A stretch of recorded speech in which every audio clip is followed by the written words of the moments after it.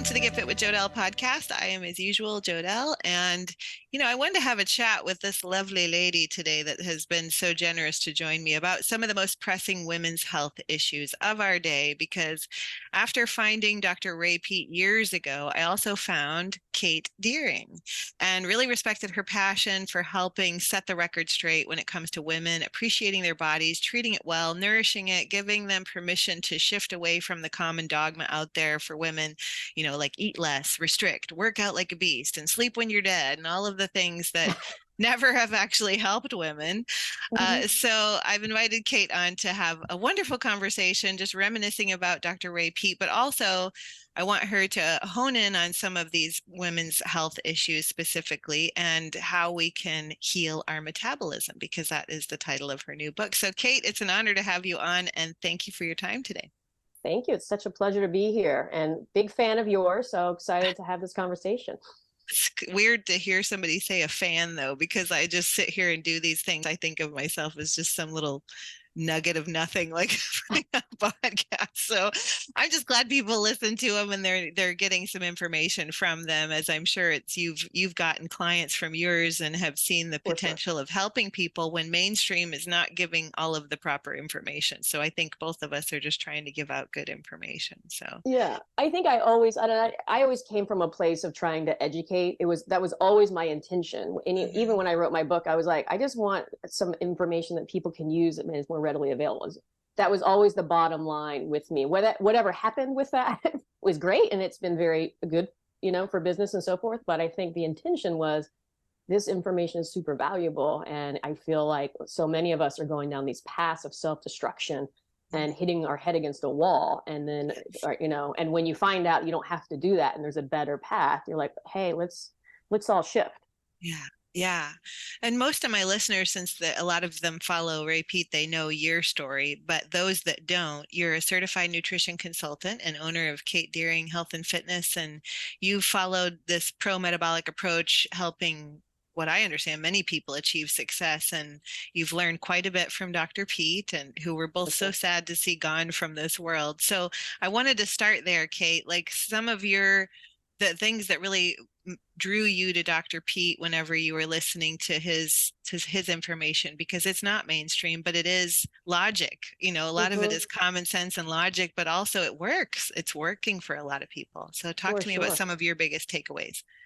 Well, when I found him, I was in my very late 30s, about to hit 40, and I was starting to have issues, meaning my current protocol of training like a dog and eating moderately low carb and, higher protein and, kind of restricting and so forth, wasn't working anymore. And it was starting to affect me in other ways that I hadn't been affected before. And so, I was just starting to feel fatigued and older. And, I was just like, wow, is this what 40 feels like? This kind of sucks. And so I feel like I was ready at that point in time, because it was, you're driving so hard and it feels like, God, I'm not feeling well with this approach, but I don't know another approach. And so when I was shown and I started learning about his information, and it was all of a sudden like, hey, what's your temperature? Like, what's your body temperature? And I'm like, oh, that's interesting. I've never thought about that other than when I was sick. And I started to take it, and I started to take my pulse. And of course I was like 96.5 degrees and, 50 pulse, because I was a super athlete. And started to learn about, hey, maybe this is a sign of your metabolism is not working optimally. And so I was like, oh, that's interesting. And so when I started to dig deeper, I was like, hey, do you have digestive issues? Hey, how's your period doing? And how's your sleep? And all of these other things that were starting to be linked to a well-running metabolism. I'm like, wow, all of these things I'm having some experience with. And I feel like, yeah, I'm struggling with maintaining my weight unless I'm like super exercise crazy, and and I'm sore all the time, and I'm not recovering as well. And when all of a sudden these things started to circulate in my head, I'm like, well, this is weird, right? Maybe I need to look through a different lens on how to approach health and see what does that approach look like. And it was pretty much everything I wasn't doing, right? It was like dairy and carbohydrates and fruit and, and rest and take days off. And I'm like, wait, what? That's not anything I'm doing. Yeah. And so, of course, I'm somebody, when I learn things, I like do a 180 turn. And I just said, let's go from this approach to this other one, completely change everything, which all don't do that either, because Right. and I learned that pretty quickly. So, I mean, I had some kind of I mean, I had all these other symptoms occur at the time, but it logically made sense to me. So I kind of kept with it. And then, of course, when I started listening to Ray a long time ago on Herb Doctors or whoever, and I started to listen, and it was like, huh, this is really, really interesting. And so it kept you going. And then things started to shift. And then I started to feel better. And then I started to realize, why I can eat these foods and I can actually maintain. And oh my God, I don't have sugar cravings all the time and feel like I'm about to kill somebody if I don't eat a loaf of bread the next day. Right. Or the whole carton of ice cream. And all of a sudden things started regulating. And I was like, whoa, like this is crazy. Who knew that this was out there? And and I think bottom line is, what he taught me was, you really have to be open. Even when you have a lot of information, you think you know a lot. You need to still be open to different information, but not even the information. It's just a completely different perspective. And that's what shifted me. And that was, I think, made me so open to whatever he kind of had to say, because it just widened my lens on how I should see things. And when I could see them from different angles, and also when you look at them at different angles, you also know that not everything, no single approach and starting point kind of works for everybody. And so you have to kind of find the pieces that work for you and then apply those and then see. So true. Like I can relate to so much of what your story was about, killing yourself in the gym and sleeping less and eating less and trying to do all the less things because women want to be less. They want to like look small, and men are always like doing more because they want to look more. They're trying to get on the muscle and all of that. But also because it's not what you're hearing. It's like you're hearing people go, well, you have to eat low carb in order to lose weight. And then here's this one guy, this doctor, that's saying, no, why, what you need to fuel your body with fruit and orange juice and these things that calm your adrenaline and help with your hormone production. And so it's like he was fighting all these masses. And I think it takes somebody like yourself who's a question asker, who's willing to dig deeper, and all the listeners out there who are thinking, yeah, I wasn't getting answers. I wasn't feeling better on keto and low carb and paleo or what all the things were that were out there. But then you actually, like you said, you started feeling better following some of the principles that he outlines that, has been coined as his principles, but really it's just like you said, it's common sense, it's logic. It's these really things that we've gotten away from in our past that we were told were bad. Oh, fruit is bad and milk is only for cows, and like, or at least these just misinformation that's out there. And when you actually sit down and you, like you did, you thought, okay, I'm going to try this and see what happens. These are all the things I'm not doing. And then all of a sudden you start getting results for the first time.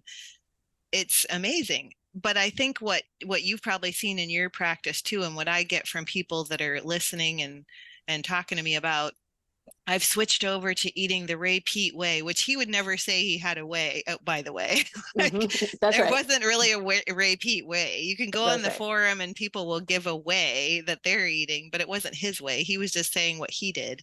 But at the Mm-hmm. same time, you'll see people following that. And then they say, well, I'm not, I feel better. Everybody would say, I feel better, but I'm not seeing the aesthetics. I'm not Mm-hmm. like getting leaner. In fact, maybe I've put on weight, especially women.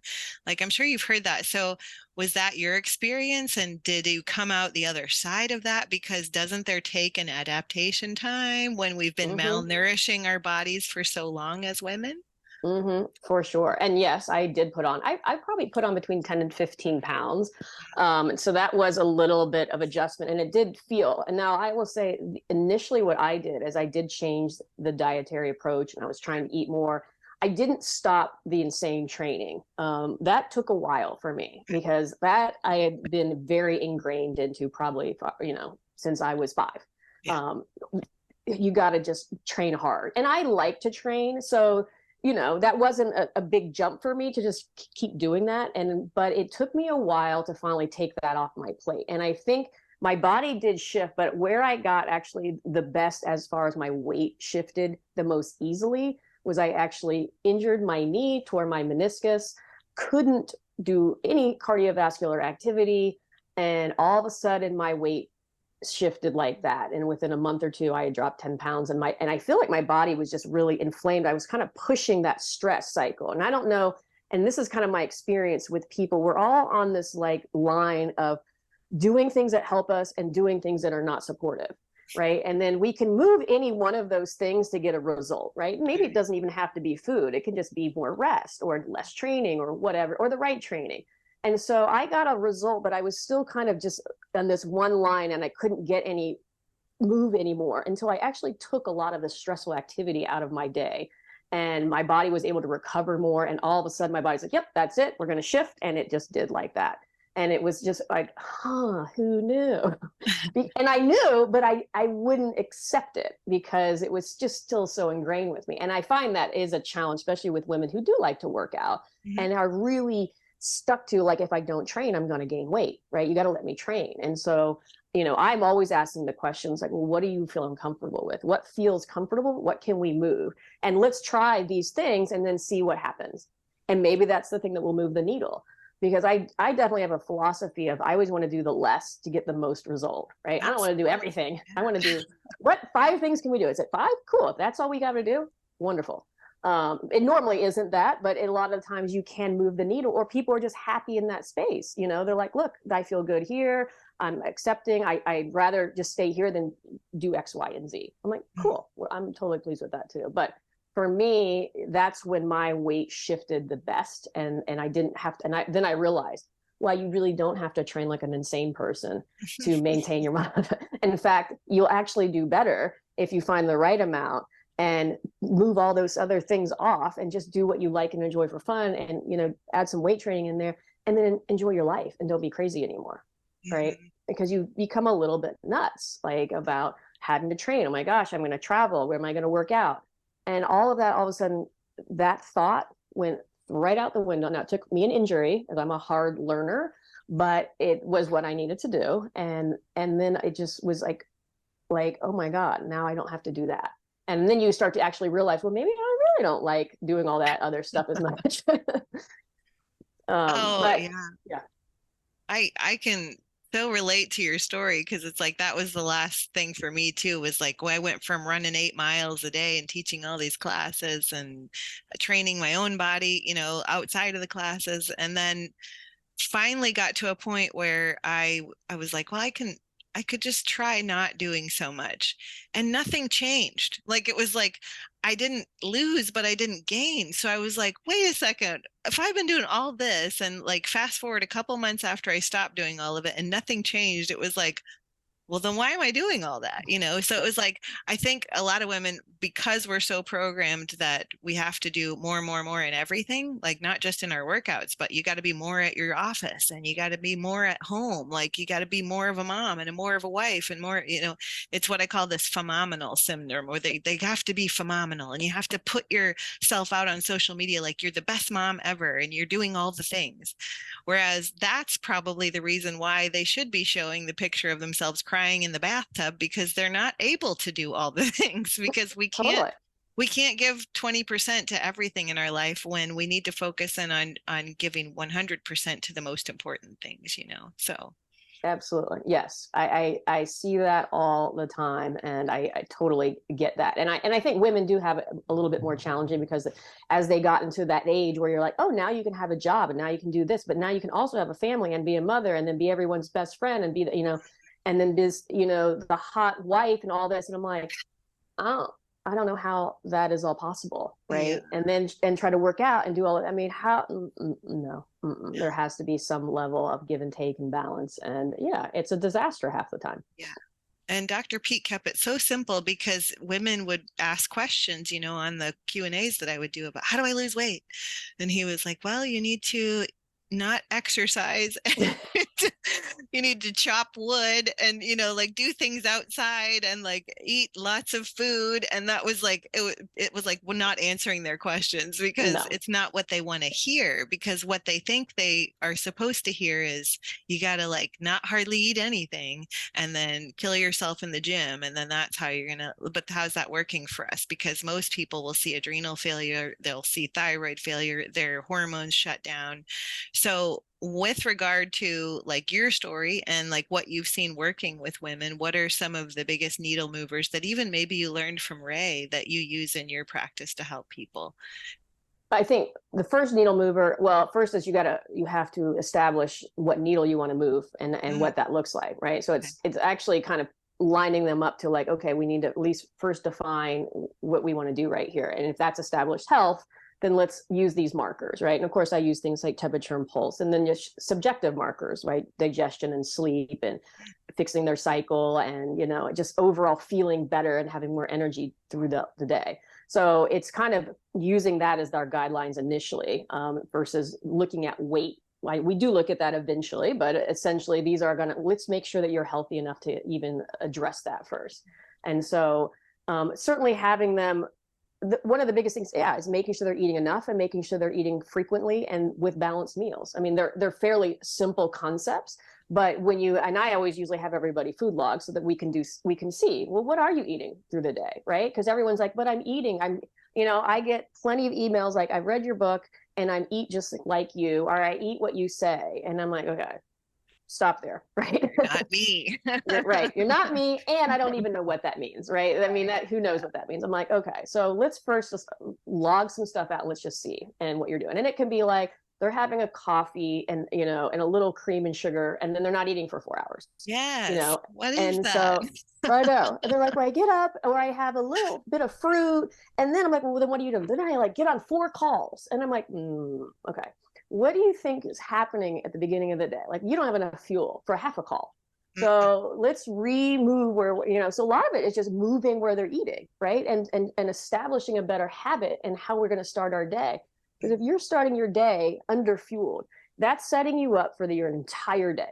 So Mhm. you're always trying to play catch up. Your body's always trying to figure itself out all day long. So the time you get to nighttime, either you're going to feel like, oh my God, I need to eat everything. I'm trying to catch up from everything I didn't eat.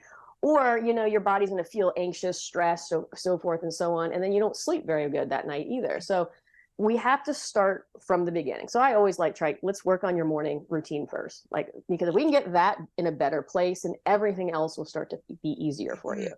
So Absolutely. that's where I always kind of start, right? And just trying to eat like better, real foods, right? That aren't processed or so forth. But it's like, can we get a little bit of fruit or some sort of good carbohydrate into each one of your meals? Depending on where their starting point is, that can be as low as like 20 to 30% of their intake, up to 40, 50, up to 60, depending on how active they are. And then we move it around depending on if they have activity, right? Or maybe we need to have more carbohydrates around that meal. Or depending what you're doing during the day, if you're very active, we need to have more carbohydrates around activity. So I try to teach them, I go, look, this isn't about you saving calories at the end of the day, or it's about providing you with enough fuel in the times that your body is using the fuel. Mhm. We want your body to use the intake while you're busy. That will keep it out of that stress cycle. And then it feels more safe. It's like, oh, she's giving me fuel. I'm going to use it adequately.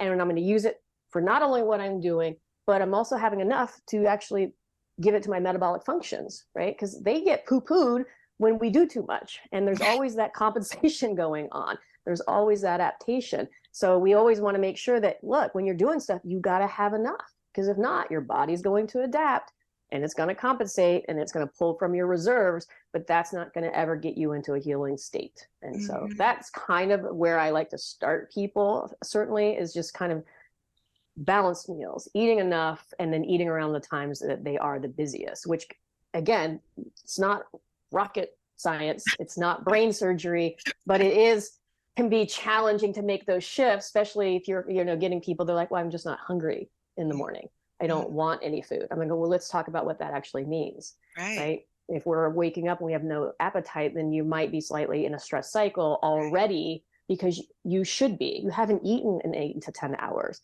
Mhm. So we need to break that cycle. And so that's when people like, I just eat intuitively. And I'm like, well, I like that, but there's also a level of intention if you don't understand maybe what you're happening right now. So if it's like, if you're waking up that way, it's not normal. So we got to break that. So we have to start kind of eating a little bit more and slowly eating a little bit more. And then when we start changing that habit that you have right now, because it feels normal, then we're actually going to have a different feeling. And then Mhm. it's, we definitely want an appetite in the morning for sure. Yeah, you're seeing all the same clients that I'm seeing then, because it's like that. I kind of preface it telling them, okay, you can't build a house if you don't have all the materials. Like if you only have like six of the 2x4s and you need 12, like we're going to have a problem building a good house. Like you're not going to get the results you're looking for with lack of materials.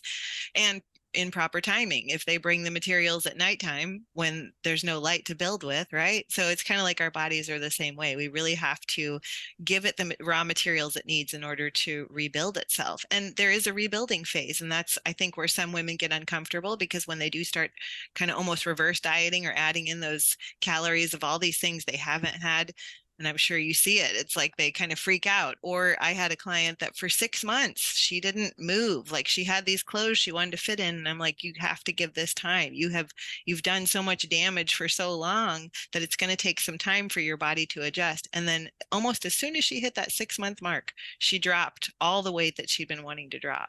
And it was like her body just all of a sudden went, yes, I'm doing this. You've nourished me to the point where I can finally feel comfortable enough to let go of the weight. So how do you get them through that little transition period? Because I'm sure you've had to do that too. Or I guess, what are But your tips for people going through that maybe? well, I'm not gonna lie, it does help to have somebody with you, and it definitely Hmm. helps to have a coach with you, because it does feel frightening.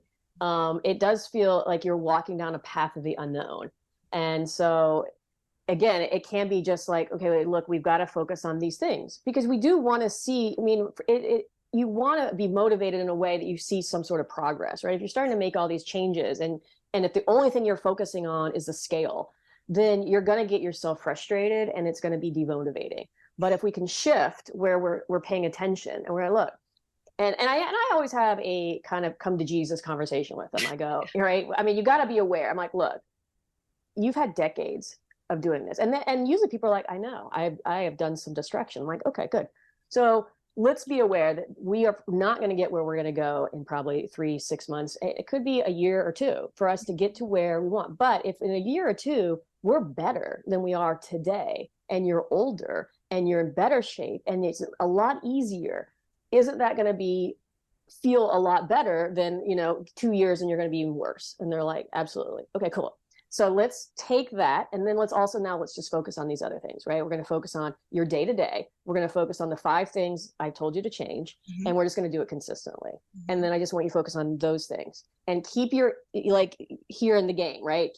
Hmm. Keep that focus here, and then let's focus on your temperature and pulse. And I want to monitor the things that you're having problems with, right? Again, not a doctor. I know you're not a doctor. So I'm not going to sit here and diagnose you, but I am going to say we can look at these subjective measures, and we don't have to look at one independently. We can look at all the symptoms you may be experiencing, and we're just going to use those as a thing to monitor if things are shifting, right? Hmm. Is your energy feeling better? Do you feel like you're sleeping a little bit better? How's your mood going, right? Is the anxiety down? What else, is the digestive feeling a little bit better? And if those are moving in the right space, then we know, let's all talk about, like, look, if your digestion's doing better, then we're probably breaking down, absorbing food and energy better, right? When we have that coming into our system, there's more available for our system to function better. And so if we keep our eyes there and go, okay, those are my little wins, then we're going to continue to go in the right direction. I have a conversation with clients every 2 to 3 weeks. If they feel like they need more, I'll have them, but that's normally, and then I just have them do some email correspondence with me in between if they have some level of meltdown or something, because it happens, It right? does. We Yeah, know it it does. happens. I can get that. I certainly had that experience as well, because you are so ingrained to this other belief pattern. Right. And so and I know you, when I do talk to people, everyone is like, yep, I get it. Yeah, it makes so much sense.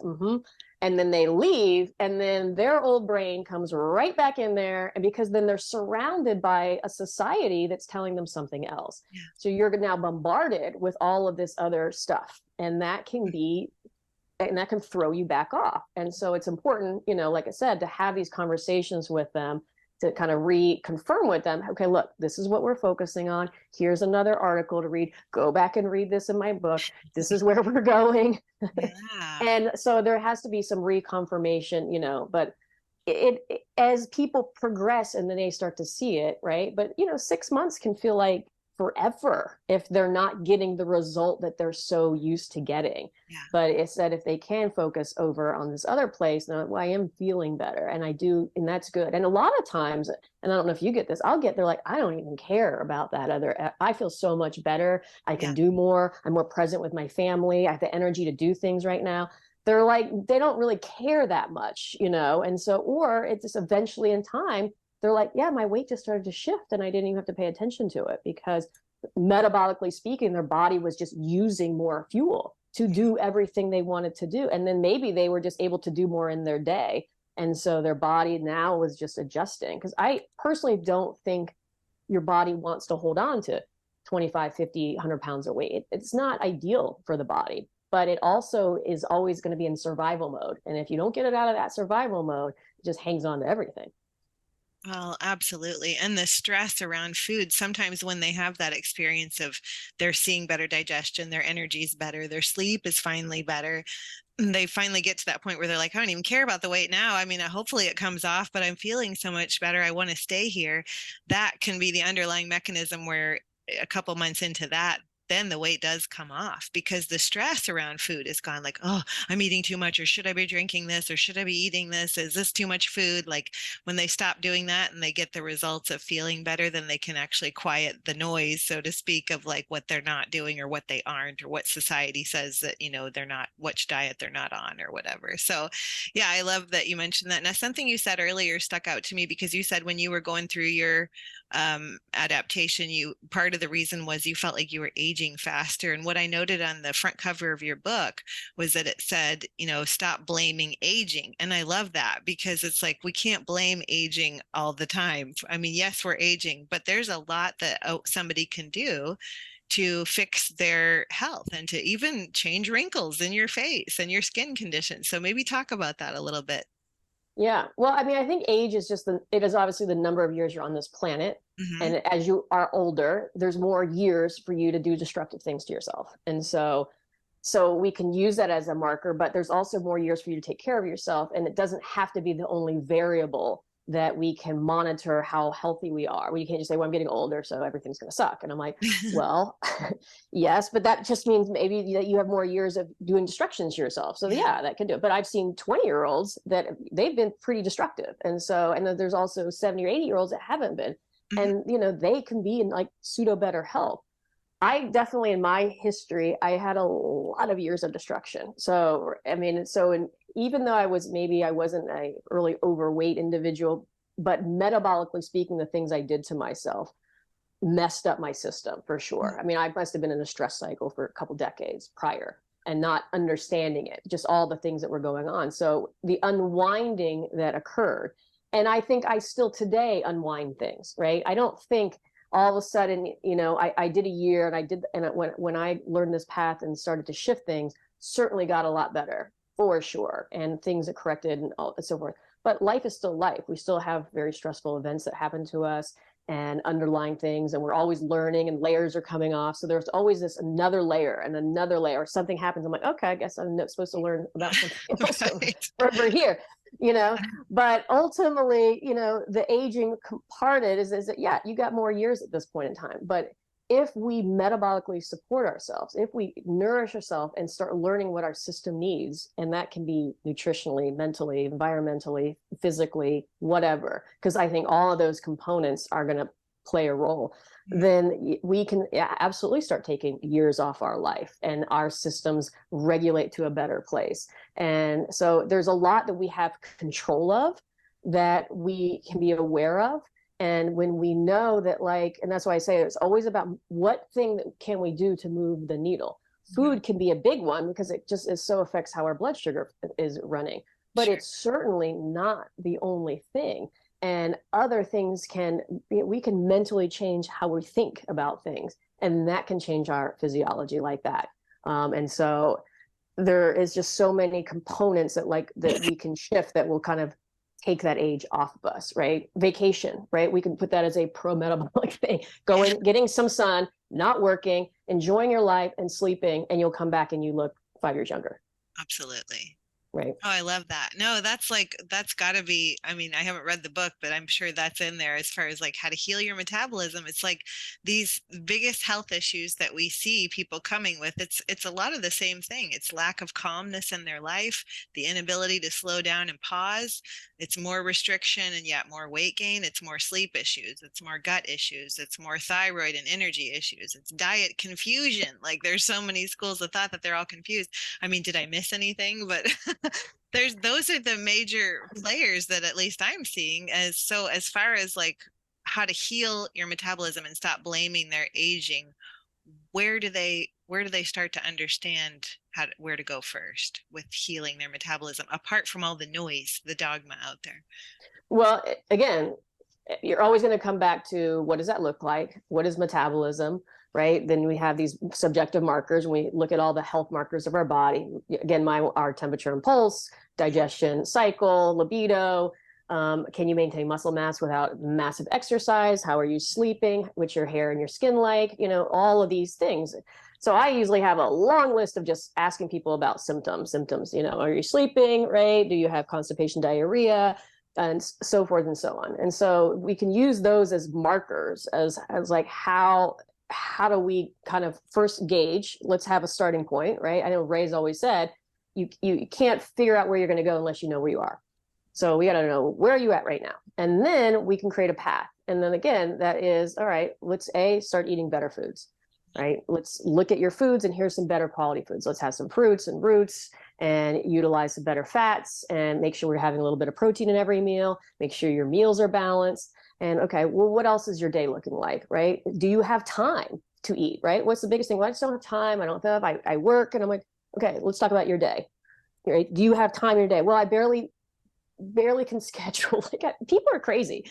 I have like 10 minutes, and I'm like, who's in charge of your schedule? Right? I am. I'm like, okay, we're going to schedule time breaks in your day, because people have literally shared their screens with me, and it's this colored green. I mean, just down every minute is scheduled. And I'm like, how are you going to, you can't fuel, right? So let's go right in that schedule. We got to block up. I can't imagine that people can't think that you can't have 30 minutes to go eat and get outside and do something. I go, look, these are habits. And people get real resisted, and some people, they want you to just say, if you could just eat this food and that's the only thing. And I'm like, that's not how this, right? No, I go, look, we have to create the environment as well for you to get better. Food is a component of that. And it's a big one, but it's certainly not the only one. I can give you the best of diets, but if your environment is completely chaotic, we aren't going to get very far. I actually say in my book, I go, look, it's like wearing a bulletproof vest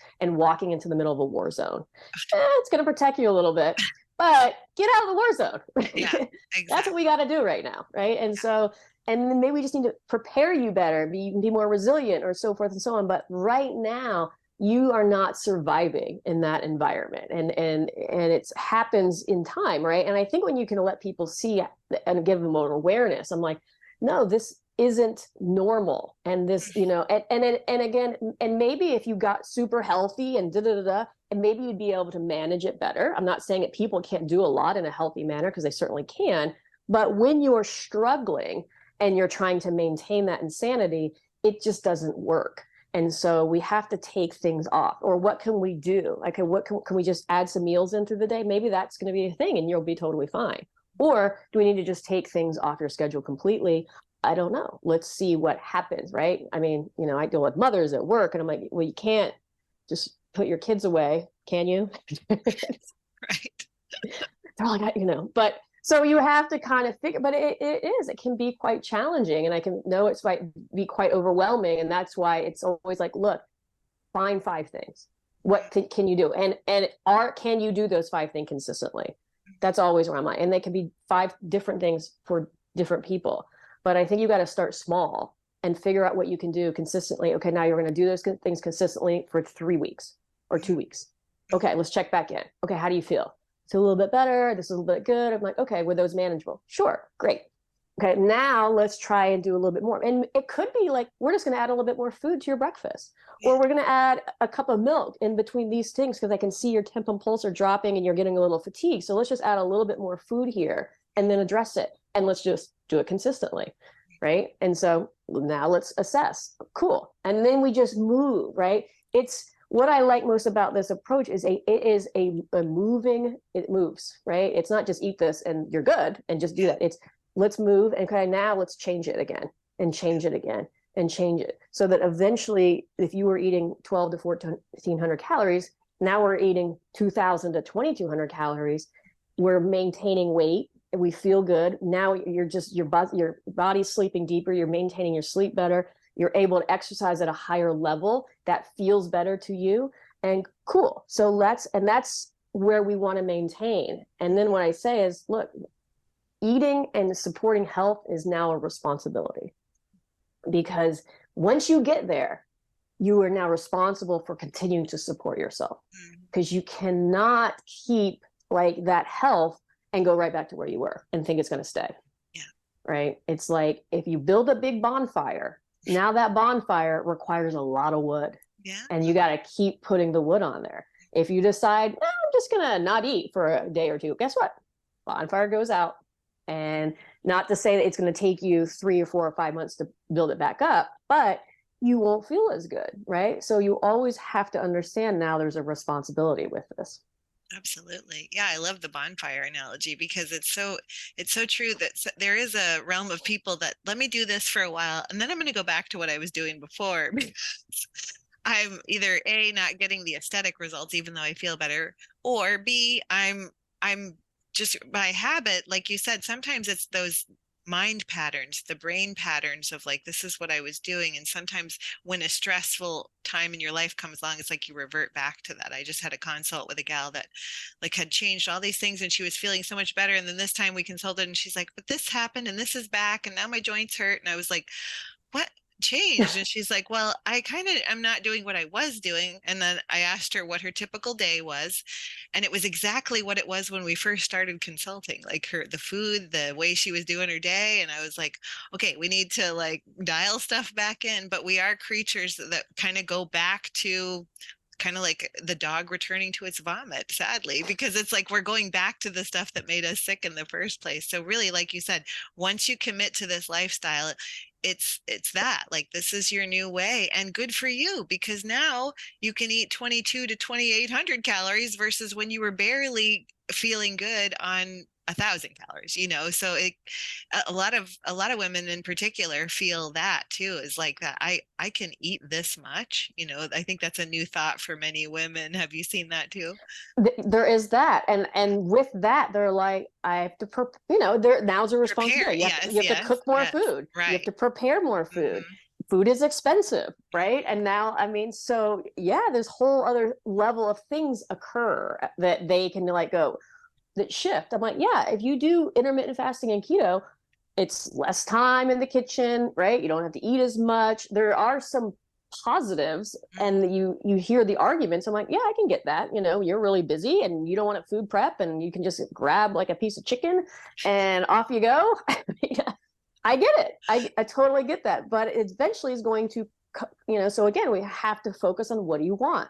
Yeah. Because I think we're like squirrels sometimes, right? We lose focus or we start just focusing on the wrong thing again, right? Now we're feeling better, but we're like, well, now it takes me so much time and I got to prep all these food and And I'm like, yeah, that's what you have to do. I mean, it's like when you start managing money or anything that's important, that takes a responsibility. You just can't throw it somewhere and forget about it. Or I guess you could, but you might not get a great result from doing something like that. And it's the same thing. Now you have your health. Now you have to do what you need to do to not only that got you there, but to keep you there. And it's worth it, because the other side of that is, yes, you have some food prep. Yes, it takes time, but now you'll have the energy to do the things you want to do, and you feel good and you sleep better, and you're not going to be spending hours in the doctor's office, and you're not on 3 or 4 different medications or whatever else that we see that will progressively happen when people underfuel themselves. Mm-hmm. Yeah, absolutely. And then to that, it's like everything else gets better. It's like what I said earlier about like sometimes it feels like we're giving just 20% or 10% to all these different things.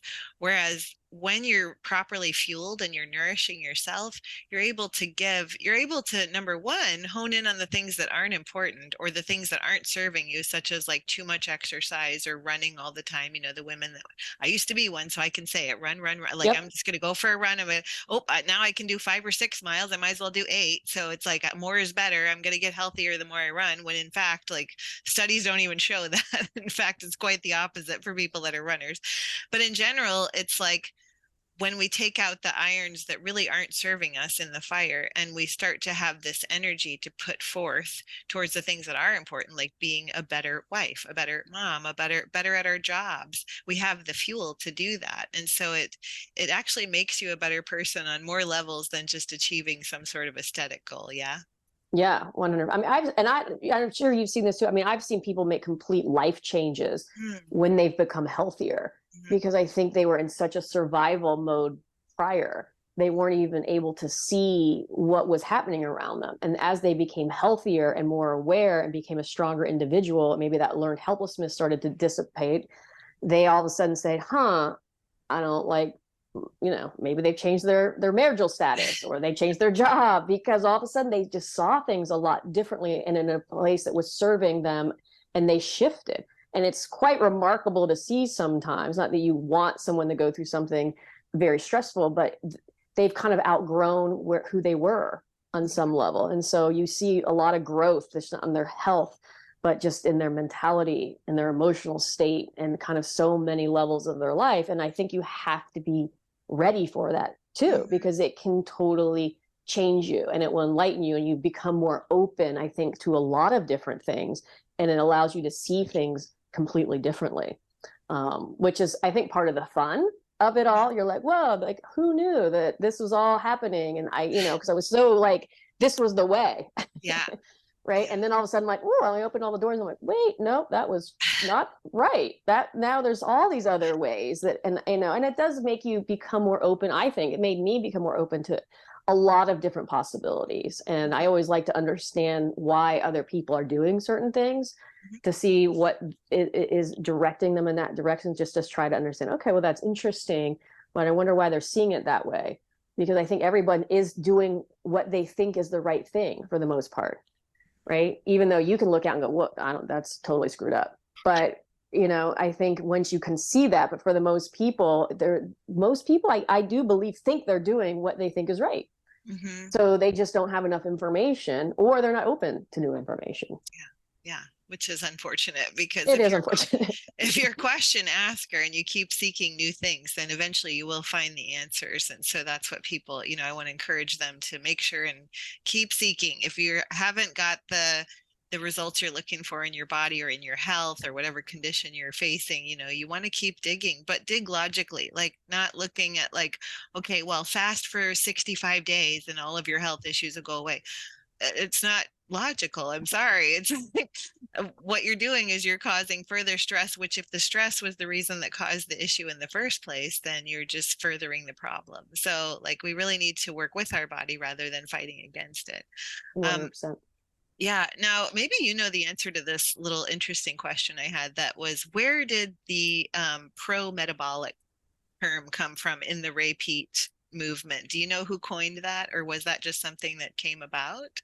If I had to guess, I would actually say it was from Lita Lee. Okay. Um, so Lita Lee was the first practitioner I worked with when I Nice. discovered Ray. So I think she was like 79 at the time, I think, Yeah.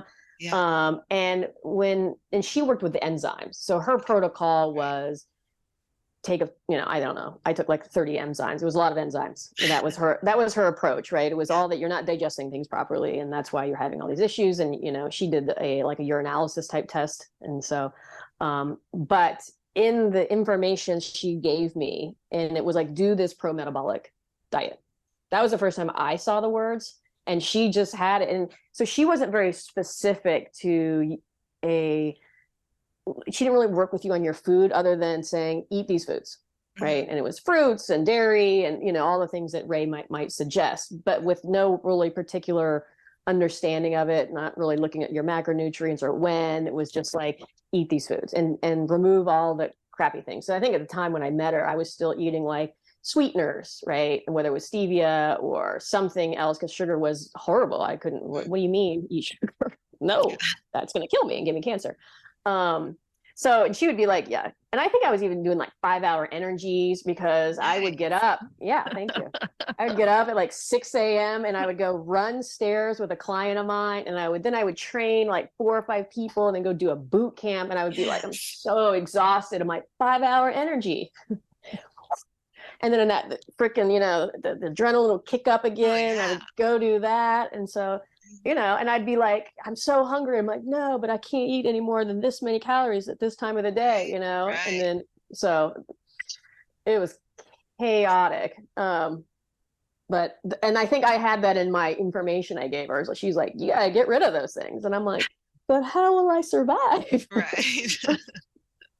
But so she coined, I think it was from her. I don't think Ray's ever used that terminology. No, I had to go back in time because Lita is old school. I think. Yeah. And I think she might have passed away. But I think she kind of moved away from it. But she had some interesting articles, and I enjoyed reading her books or her book. And but that's what I would guess, because I don't think anyone. And then from there, I don't know who started using it on the internet or on Instagram. Yeah. But I don't know. Yeah, no, I was just curious because it is such a good term for people to consider, because it's like your metabolism is how you convert everything that comes into your body into energy. And so bioenergetics or pro-metabolic, this is what we need to hone in on with regard to when you're looking at these schools of thought that are out there. Is intermittent fasting or one meal a day, is that going to give me this pro-metabolic feel to my body, or could it slow down my thyroid because it's another stressor? Are we bombarded with so many stressors in our life already out of our control, like the whole uncertainty of the world we live in? Everybody's feeling this heaviness of, geez, what's going to happen next, because we kind of feel like we've turned a page towards something that's not looking good, in our future. Totally. So it's like you can feel that heaviness. So we've got enough stress. If we can dial in these foods that work with our body, work with our metabolism, work with our energy systems, then it's one less stressor on our body. So that's why I love that there's people like you out there promoting that. Now, one question I like to talk with anybody I have on is the issue of EMFs, and how that pertains into this pro-metabolic issue of like how being around all these devices and being glued to social media or glued to Netflix and all these things affects our health. Do you think it affects our health? Yeah, I absolutely do. Because I can tell you when I have too many calls in a day, I get affected. Yeah, me too. In fact, yeah. So I know it affects me. I'm barely on social media. I know you're not on social media anymore. I resisted back and forth that space, and I kind of haven't been on it for a couple months. It is hard to, completely, and I feel like that conversation that I have not being on it. But it was just, I could feel, I would be on calls all day and then I'd be on social, it's too much. I can't, it affects me. So I know it affects, and I have conversations with people. And when they say to me, they're like, I don't sleep as well when I have this many calls, or I'm on it. And everybody's on it a lot more because our worlds have changed. Before COVID, I saw most of the people in person, 75%.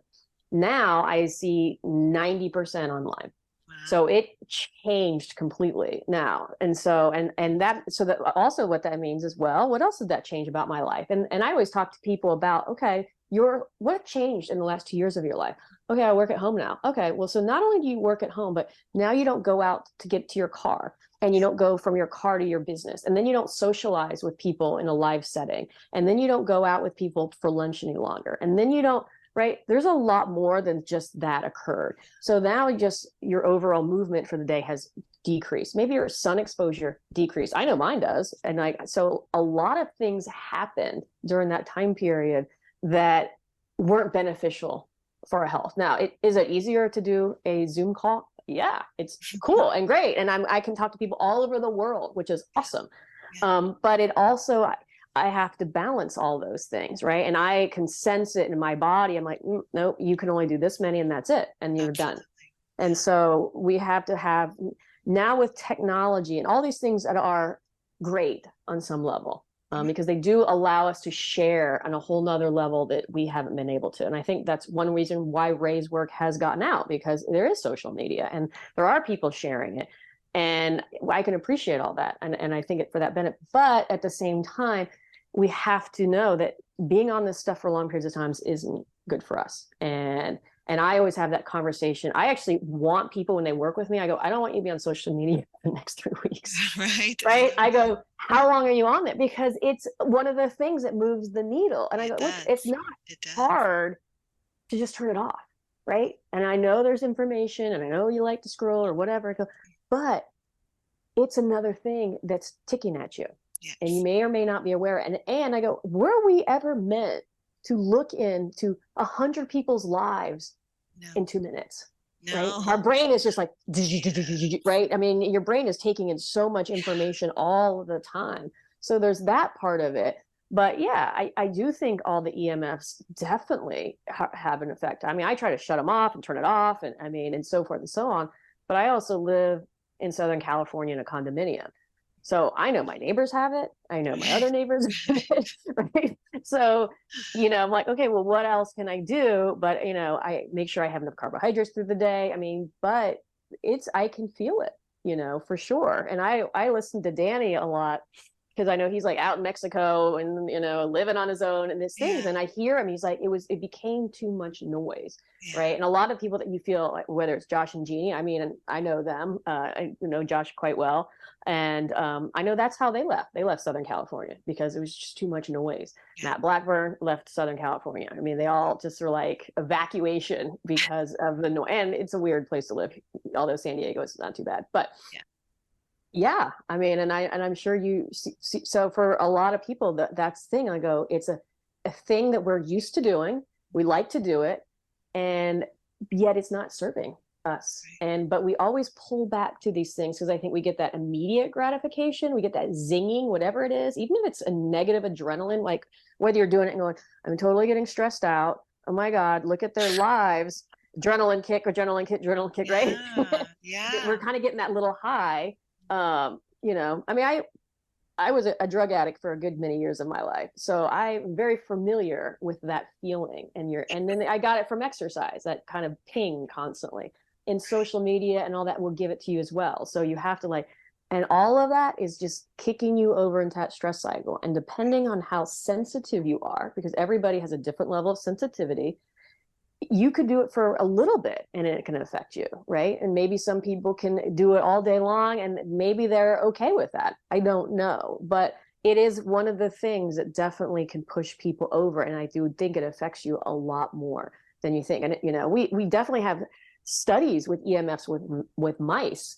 And I think what they found was protective to some of these mice was progesterone. I think the study was, I think Ray at some point talked about it, that ones that took progesterone were protective and the other ones that had the EMFs that didn't had brain cancer.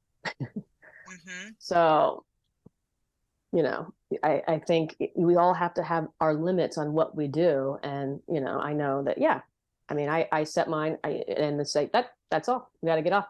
That's awesome. Yeah. I mean, you have to set those pro-metabolic boundaries too. Like you got to keep that pro-metabolic system going. We have to go, okay, I obviously need to work and I obviously want to help people, or I obviously have to go to this job or whatever it is, but we set boundaries. We then balance it out. Like you said, well, how much time have you spent on a computer? Then spend that much time in as much as you can outside, balance it out, give yourself some sunlight. I used to say for every hour on a computer, it's 5 minutes of sunlight outside. So just to really balance out, am I getting enough natural light when I've had all this artificial light?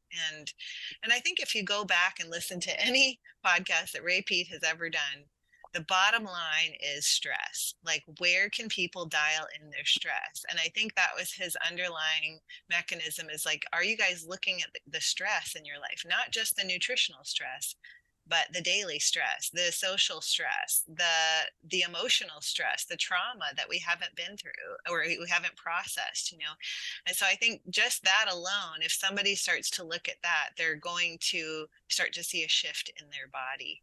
So Yeah, so Okay. I will wrap us up now, but I wanted to also touch on the fact that you have another book that you're working on. Can you talk about that? Yeah, so I have the How to Heal Your Metabolism, which that came out in 2015. So that's on its eighth year now, which is great and has gone through a few little revisions and so forth. And from that book, I have had a gajillion questions that come from that and that people ask me. And so over the years, this next book is going to try to answer a lot of those questions that are going to be, a lot of it is something that someone's always asked me, can you have more recipes? Is there more information on the food and so forth and so on? Because I have a handful in there. So I've expanded that. And the next book will have about 100 different recipes with everything, whether it's soups and salads and breakfast and snack ideas. And they're going to be fairly easy. They're things that I've always used. I've definitely experimented with different recipes, trying to make them taste good, but not be too extensively challenging to make. I mean, I personally am not going to make a recipe that has like 25 ingredients and Right. it's going to be like 10, right? We got to Right. have simple. Yes. So they're based on that and giving people, and then it's going to be, showing you what maybe different dietary approaches and where to take it. Like if you're starting here, here's some tools to get you out of that space. Here's some starting points. This is what you need to start with. And it's going to be more like, okay, let's monitor. Do you have these symptoms? And if you do, okay, let's pay attention to those. And so it's going to be, I think, more streamlining into helping people like utilize the information on a practical level. Again, it's still just giving you generalized information because you are an individual and I can't be individual with you. But what I can teach you is more information on how to be your own best doctor kind of through this process so that you can use this information for yourself and then know how to pay attention. So I would say it's like what I would maybe tell people within the first 2 or 3 coaching calls that I work with them, because I'm sure you find that you repeat yourself a lot just to give people the True. foundational Very true. information. Very, very And but people like to hear it on an individual level so that they can go, okay. And I want to word it in a way, and to me, look, you can never tell somebody something that's really important enough. right. And one thing some people said in my first book was like, it seems to be a little, on some levels, a little repetitive. I'm like, yes, that was done specifically because the information is so important. It needs to be told in a kind of a little different angle so that you can understand it, so that you can utilize it, not just here's at one time and now you should get it, because you don't. So this is going to be a little bit more of an add-on to that with a little bit more clarity and maybe go into some other ideas. I mean, I would love to have another book with just talking about things like serotonin and endotoxin and a little bit more of the confusing parts of Ray's information that people get lost in a little bit, but I find super fascinating. And when you start to integrate them into what he does talk about with his estrogen and your digestive system and how they do function in your body, I think it becomes super fascinating. And I mean, that's what I always love about his work. And I will listen to a podcast like 3 times, Yeah. and I'm sure you probably do that, and you're like, oh yeah, now I get what he was talking about, which I never got before. But now when he says it, it seems so, yes, now that makes sense, because now I have this other bit of information that I finally understand. Yeah, that is so key. Like sometimes that it's such good information that we do need to listen to it over and over. And it's kind of like they always say when you go to a class, you only hear about 10% or you only retain about 10% of what the speaker is saying. And I think it's true for podcasts, for books, for anything. You kind of have to go over and over and over something until you're like, repetition is the key to success. I got it. I get this now. So yeah, well, I'm excited. I'll have to have you back to talk about some recipes and stuff. I think it'd be fun to do like more food focused for specific genres of people and what they're dealing with and stuff like that. So maybe we can do Yeah, that in the future. absolutely. I'd love to. So, well, thanks, Kate. One final question I like to ask my list or my people they have on and my listeners, they might want to think about it too, is Audrey Hepburn has a quote that is, I believe that every day should have at least one exquisite moment. So can you share with us what your exquisite moment for today is? Oh, well, I mean, besides being on your podcast, Oh, um, let's make the exquisite moment just going. It could be raining, but for me, it's always going out and taking the dogs out. I'll take them to the beach today because we're going to have some rain here. And, to me, anytime I can sit and stare at the water and hear the water is an exquisite moment for sure. Oh, absolutely. Well, take some of that in for me because I do love sitting by the ocean and just hearing the water. So, absolutely. Yeah, absolutely. Thank you so much, Kate. We'll do this again, and I really appreciate your time today. Yeah. Thanks, Jodelle. I'll have all the links to your website and the book and everything on the show notes. So you guys be sure to click those. And if people want to work with you, how can they do that? Is it just go to your website, or is there something more specific they can do? So, well, I have a wait list right now that I'm taking. I'm actually probably minimizing my clientele right now while I finish this book. Sure. So they can get on that, or, there probably isn't going to be a 2 to 3 month time limit on there, but or they can kind of pay attention or email me and ask me kind of what that is looking like. But right now, I am kind of on the down low with new clientele while I complete this. And so I, again, have to balance my time. When I did write that first book, I didn't understand any of those things, and I worked, and then I would write it on the weekends. And so I would take the whole weekend and not talk to anybody. And for 8 hours a day, I used to sit with a timer and write and then through. So by the time I was done with that book, I was so burned out and, and kind of win. So I realized I'm like, yeah, we're not doing that again. Because you learn, even when you're trying to teach and write a book about pro-metabolic or that space, you're actually doing the things you should be doing. And so I was like, okay, lessons learned. And so, yeah, now here we are. Well, I look forward to reading that, and I've got to read your first one now that I've known exactly something that's been out for 8 years, and I don't know how I didn't get my hands on it. So I'll do that, and then I'll look forward to your second one, and we'll have you back on. Sounds good. All right. Thanks so much, Kate. Bye-bye. Take care.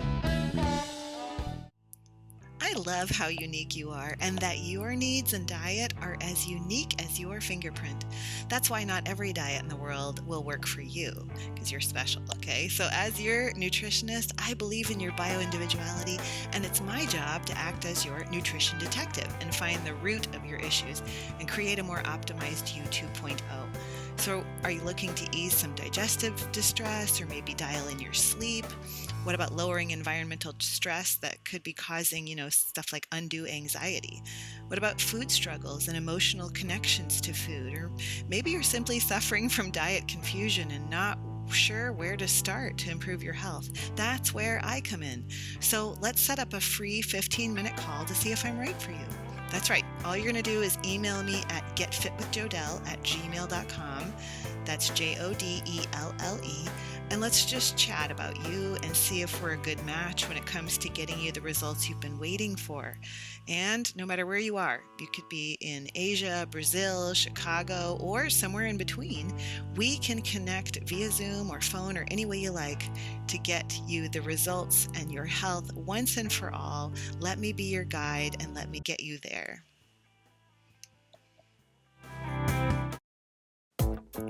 I'm feeling a little blue today, but in a good way, because I took my methylene blue, that is. 2 of my favorite supplements for optimizing my mitochondria, those little energy factories in virtually every cell of our body, are a product called methylene blue and also magnesium. And both can be found, really great sources, at lifeblood.co. The most authentic and well-researched form of methylene blue and magnesium that I have found to date is the one carried by Lifeblood. We know magnesium is our calming mineral and responsible for over 800 different processes in the human body, helping with calming you for sleep, easing constipation, creating a better heartbeat, thwarting chocolate cravings and sugar cravings, and even easing leg cramps and spasms, plus much, much more. And I don't know where I'd be during the last 3 years, during a time when many around us were ill, without my methylene blue to keep my cells' immunity going. Methylene blue is antiviral, antiparasitic, antimicrobial, and even helps combat candida overgrowth. You can get yourself my 2 favorite supplements by clicking the link in the show notes for Lifeblood and using my promo code Jodelle, Jodelle, to save on your very own purchase of those 2 items or any of the wonderful products at Lifeblood. Again, that promo code is Jodelle to save, and just visit the show notes below and click the link. I think you'll be glad you did.